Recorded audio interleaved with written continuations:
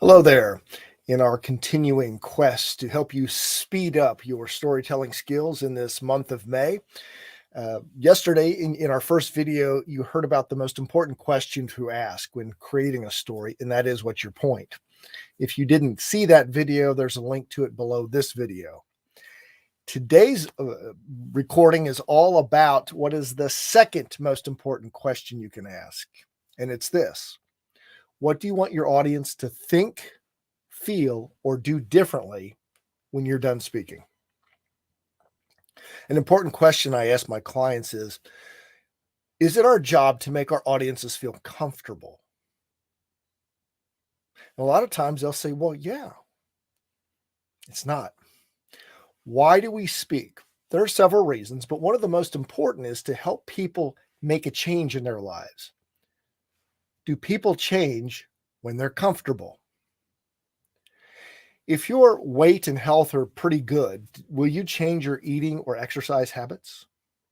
Probably not.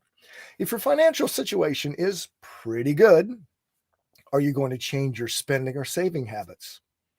Probably not.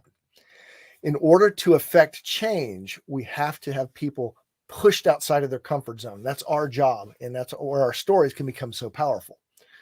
Well, at the end of that story, we have to change the way people think, feel, or act, at least in one way. In fact, that's the one goal that we should have. Just like yesterday, you heard about having one point with your story.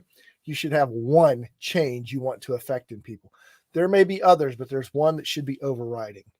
So as an example, when I talk about storytelling, if I want to change the way people think about stories, I want them to understand that stories aren't just an entertainment tool. They are ingrained in human experience. In fact, some researchers believe that they impact our DNA and they affect us at a molecular level, because stories were used by our earliest ancestors as a survival tool. It's how we determined if other tribes were a danger or a friend to us. They're very useful. So I need to have people thinking differently about them. I want them to feel differently about their own stories. I want them to see that there's value and power in their experiences.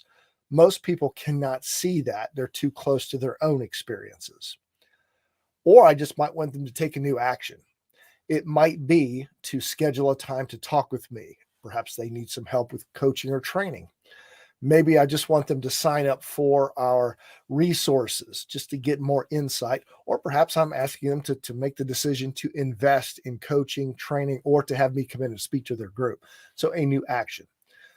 As you put your story together, ask this important question: what do I want my audience to think, feel, or do differently by the time this story is over?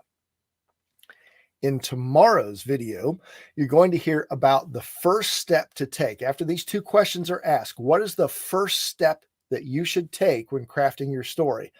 This is something that I didn't do a good job of as a coach for the first few years. And then I discovered the power of this one action to make sure that you are an authentic and real storyteller every time. See you tomorrow.